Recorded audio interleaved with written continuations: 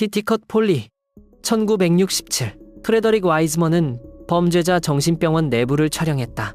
그가 목격한 것은 완전히 소름 끼치는 광경이었다. 브리지워터 주립병원은 환자들을 동물보다 더 나쁘게 대했다. 이 다큐멘터리는 직원들에게 학대받는 벌거벗은 환자들을 보여주었다. 경비원들은 잔인한 방법으로 수감자들에게 강제로 음식을 먹였다. 정신병자들은 기본적인 인간 존엄성조차 없는 더러운 환경에서 살았다. 이 영화는 미국 기관 내부에서 벌어지는 체계적인 고문을 폭로했다. 환자들은 정기적으로 모욕당하고 구타당했다. 이 취약한 사람들을 학대에서 보호해줄 사람은 아무도 없었다. 매사추세츠 주 정부는 즉시 이 영화를 금지했다. 환자 사생활 권리를 침해한다는 이유였다. 그러나 비평가들은 끔찍한 범죄 증거를 은폐하려는 것이라고 주장했다. 이 금지는 1991년까지 24년간 지속되었다. 이 기간 동안 병원은 학대적 관행을 계속했다. 수백 명의 환자들이 침묵 속에서 고통받았다. 영화가 마침내 공개되자 정신건강의료의 큰 개혁이 촉발되었다. 새로운 법률이 환자 권리를 보호하고 병원 환경을 개선했다. 화씨 91 2004 마이클 무어는 역대 가장 논란이 많은 정치 다큐멘터리를 제작했다. 그의 영화는 전쟁 중이던 조지 W. 부시 대통령을 공격했다. 이보다 더 폭발적인 시기는 없었다. 이 다큐멘터리는 2000년 대선에서 부시의 승리에 의문을 제기했다. 무어는 대통령이 플로리다에서 표를 훔쳤다고 주장했다. 그는 투표 부정과 법적 조작의 증거를 제시했다. 이 영화는 부시 가문과 사우디아라비아 사이의 충격적인 연결고리를 폭로했다. 무어는 빈 라덴 가문과의 사업적 관계를 기록했으며 이러한 유대가 미국의 외교 정책 결정에 영향을 미쳤을 가능성을 제기했다. 가장 논란이 된 부분은 9.11 테러에 대한 미국의 대응을 비판한 부분이다. 무어는 쌍둥이 빌딩이 불타고 있는 동안 아이들에게 책을 읽어주는 부시 대통령의 모습을 보여주었다. 그는 군용 전투기가 왜 더 빨리 대응하지 않았는지 의문을 제기했다. 디즈니는 자회사를 통한 영화 배급을 거부했다. 정치적 반발과 정부의 보복을 우려했기 때문이다. 보수 단체들은 전국 극장 상영을 막으려 했다. 이러한 장애물에도 불구하고 화씨 91은 역대 최고 흥행 다큐멘터리가 되었다. 수백만 미국인이 무어가 정부를 향해 제기한 비난을 목격했다. 이 영화는 대선외에 전국을 양분했다. 지지자들은 이를 용감한 저널리즘이라 칭송했다. 비판자들은 반역적 선전물이라 규정했다. 더 코브 2009 미국 활동가들이 일본 내 비밀 장소에 잠입했다. 그들의 임무는 끔찍한 연례 전통을 폭로하는 것이었다. 그들이 촬영한 영상은 전 세계를 충격에 빠뜨렸다. 매년 일본 타이지의 어부들은 수천 마리의 돌고래를 도살한다. 이 학살은 절벽으로 둘러싸인 숨겨진 만에서 벌어진다. 일본 당국은 이를 비밀로 유지하려 필사적으로 노력했다. 제작진은 바위로 위장한 몰래 카메라를 사용했다. 잔혹한 돌고래 사냥을 생생하게 기록했다. 피로 바닷물이 선홍색으로 물들었다. 다큐멘터리는 돌고래들이 칼에 찔리고 구타당해 죽어가는 모습을 보여주었다. 많은 개체가 새끼를 품은 임신한 암컷이었다. 돌고래들이 고통에 비명을 지르는 가운데 학살은 수시간 동안 계속되었다. 일본 정부는 이 영화를 서양의 선전물이라고 주장했다. 제작진을 문화 제국주의와 인종차별주의로 비난했다. 당국은 전국적인 공개 상영을 금지했다. 그러나 이 영화는 아카데미 최우수 다큐멘터리상을 수상했다.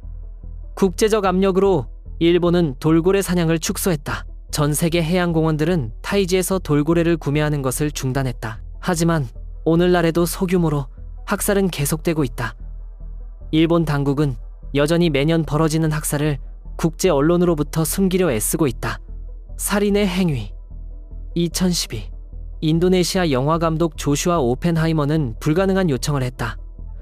그는 대량 학살자들에게 카메라 앞에서 자신들의 범죄를 재현해달라고 요청했다. 그들의 반응은 정말 소름 끼쳤다. 이 다큐멘터리는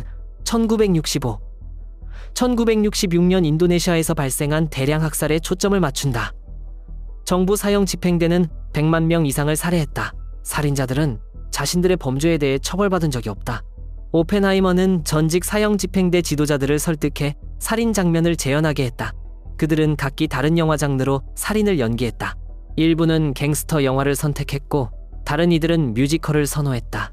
살인자들은 자신의 행동에 대해 전혀 후회하지 않았다. 고문 방법을 설명하며 웃기도 했고 일부는 철사로 피해자를 목 졸라 죽이는 방법을 시연하기도 했다. 가장 충격적인 부분은 그들이 살인을 자랑스러워했다는 점이다. 그들은 자신들을 공산주의로부터 인도네시아를 구한 영웅으로 여겼다. 손주들이 자신의 행동을 존경하기를 바랐다. 인도네시아 정부는 이 영화를 공식적으로 금지한 적은 없다. 그러나 당국은 전국적인 공개 상영을 차단했다. 이 다큐멘터리를 상영하다 적발된 자는 누구나 투옥될 위험에 처했다. 이 영화는 대량 학살자들이 어떻게 이후 평범한 삶을 살 수 있는지 드러냈다. 그들은 존경받는 지역 지도자나 성공한 사업가가 된다. 사회는 그들을 처벌하기보다 보상한다. 태양 아래서 2015 북한은 완벽한 사회를 선전하기 위해 러시아 영화 감독을 초청했다. 그러나 비탈리 만스키 감독은 모든 것을 폭로할 비밀 계획을 품고 있었다. 북한 정부는 모든 장면을 사전에 각본화했다. 배우들에게 정확히 무엇을 말하고 어떻게 행동할지 지시했다. 목표는 노동자의 낙원에서 행복한 가족들을 보여주는 것이었다. 이 영화는 평양에 사는 젊은 진미와 그녀의 가족을 따라가기로 되어 있었다. 북한 당국은 모든 대화를 지시하고 식사 장면을 연출했다. 자연스러운 모습은 허용되지 않았다. 하지만 만스키는 촬영 사이사이 카메라를 계속 돌렸다. 그는 선전 뒤에 숨겨진 진짜 북한을 포착했다. 당국자들은 아이들에게 더 설득력 있게 웃는 법을 가르쳤다. 숨겨진 영상은 북한 생활의 진실을 드러냈다. 시민들은 실수할까봐 끊임없이 두려워했다. 정부 감시원들이 그들의 모든 행동을 지켜봤다. 북한 당국이 이 속임수를 발견하자 모든 영상의 파기를 요구했다. 그러나 만스키는 이미 진짜 다큐멘터리를 몰래 국외로 반출한 뒤였다. 이 영화는 북한 검열관들의 손이 닿지 않는 국제영화제에서 첫 선을 보였다. 관객들은 마침내 정권의 선전 기계 뒤에 숨겨진 현실을 목격했다. 북한은 만스키의 재입국을 영구히 금지했다.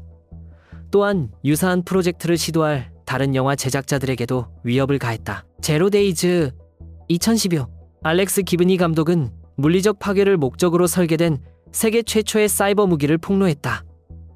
스톡스넷 컴퓨터 바이러스는 전쟁의 양상을 영원히 바꿔놓았다. 미국과 이스라엘 정보기관은 이란의 핵 프로그램을 방해하기 위해 스톡스넷을 개발했다. 이 바이러스는 기존 악성 코드보다 훨씬 정교했으며 현실 세계의 산업 설비를 파괴할 수 있었다. 스톡스넷은 이란 핵시설에 침투해 우라늄 농축 원심 분리기를 손상시켰다.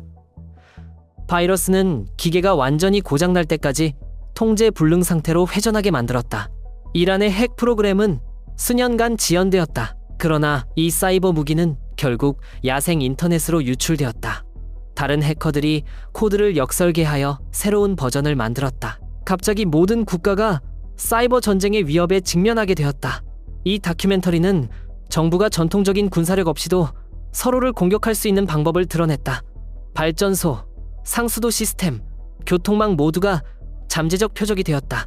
정보당국은 영화 개봉을 막으려 했다.